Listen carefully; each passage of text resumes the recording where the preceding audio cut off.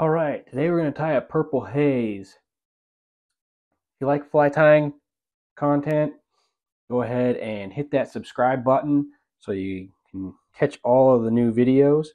But let's get started. So today we have a Firehole Sticks 419 in size 14, just a standard dry fly hook. You could tie this in a whole bunch of sizes, but with my setup here, the size 14 is easier to see. I'm going to use some UTC 70 Denier. This is in purple. And we're going to start it about what is that? About a third to a quarter of the way back from the hook eye.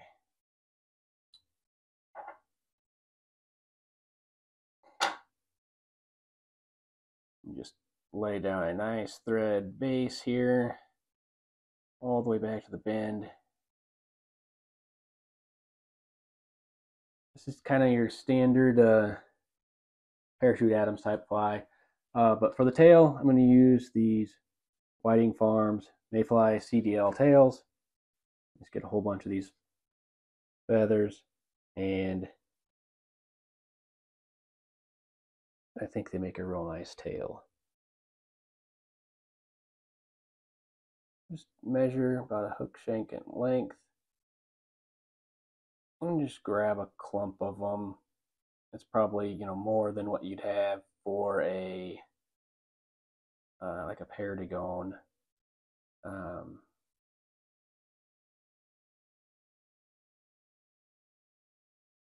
You get a little bit more tail fibers in there, just something like that.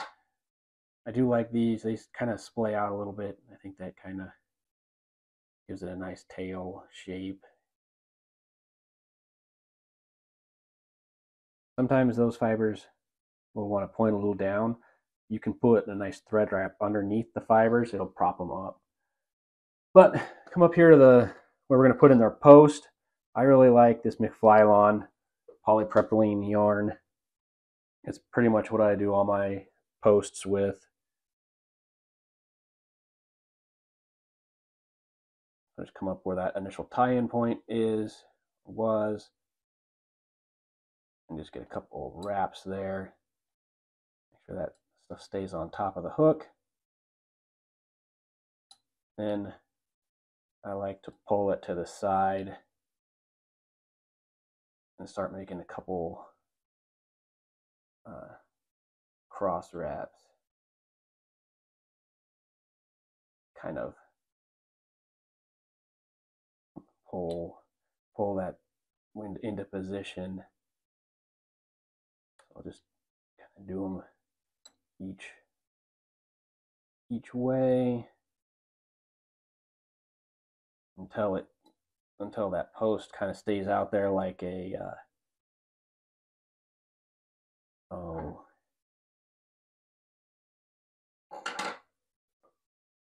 like if you were tying a spinner or something.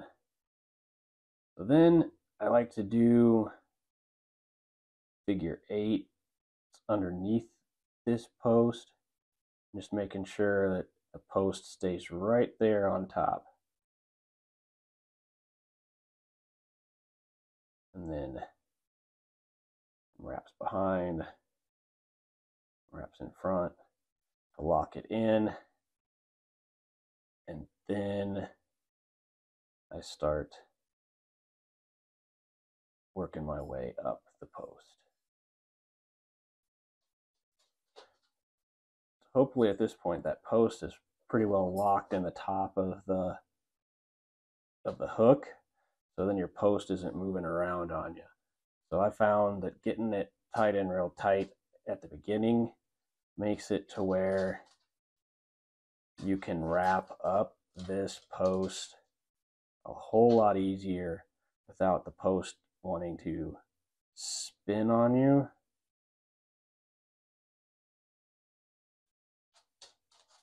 Like it just finally did right there. Come down here and lock it into place again.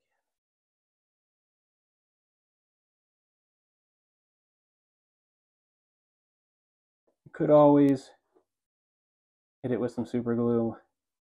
I prefer not to at this point, just because I always end up with glue all over everything. Make sure that post is right there on top.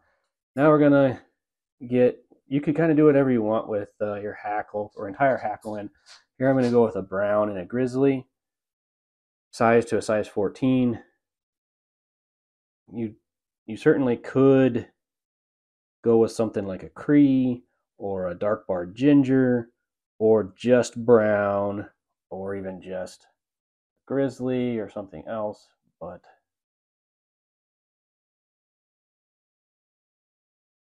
this is what I'm going to go with.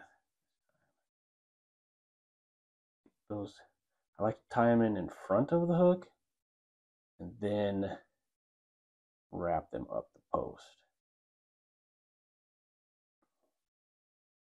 And I have the shiny side facing towards me, and I'm wrapping them on my side of the hook.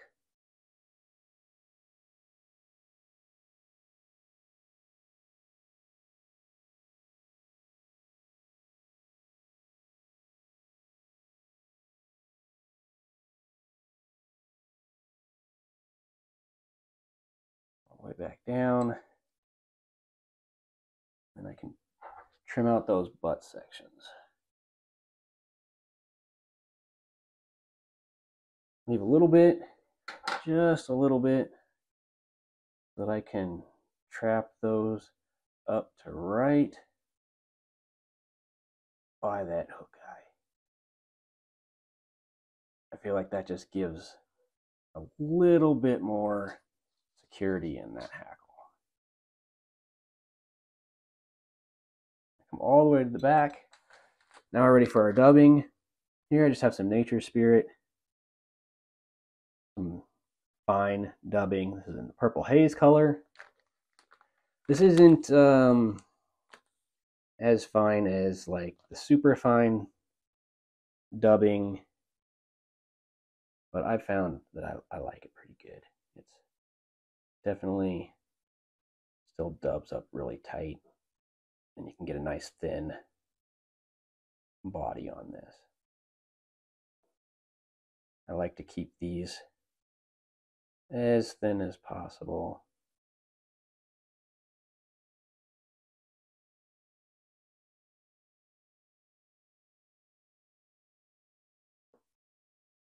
Start back here at the back.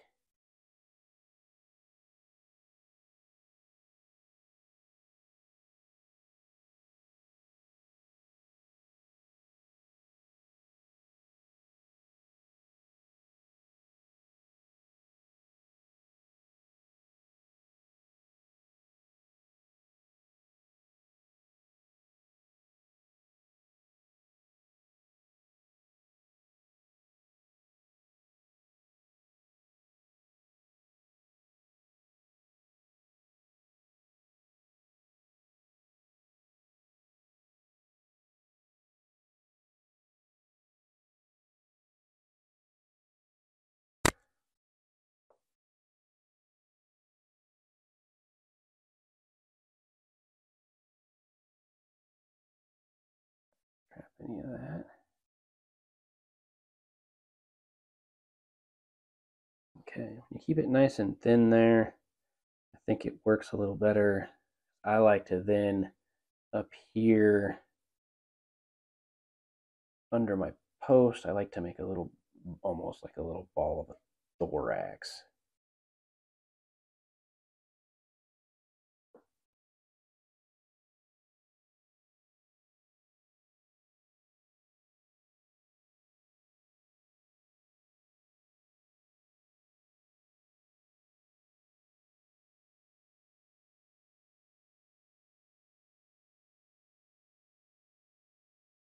Not do anything major. All right, that looks pretty good. Then I just try to get these separated from that poly yarn, which can be a bit of a pain sometimes. Just try to kink that. There we go. There's that last piece. kink those stems down so that they'll wrap evenly. And that first wrap is always the hardest.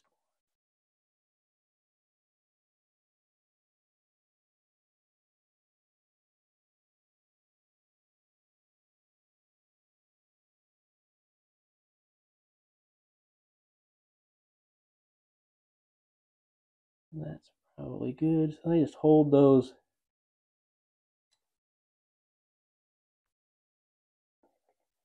I try to hold those down so that I can get that thread right on top of those, get some good wraps, and then I go underneath them.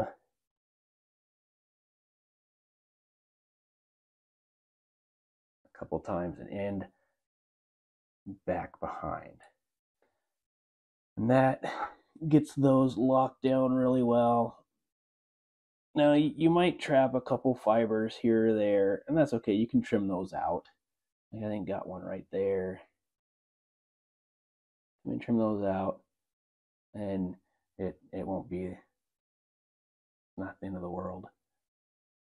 And I like to trim my post. This time I will whip finish it. You can also put some super glue on a bobbin or some UV resin on a bobbin and do it that way. Not really a wrong way of doing it. Find out what works best for you. I've kind of done all of them. I think they all work great. But this way, just try not to trap any fibers. Return, whip finish. Carefully bring that up there. Tighten that knot. I got a couple fibers on the other side of this fly that I trapped.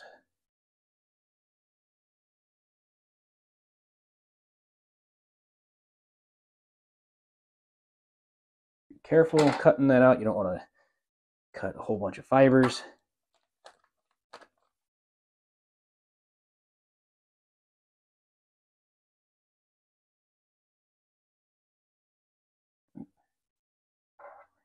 Back. Bunch of fibers right there.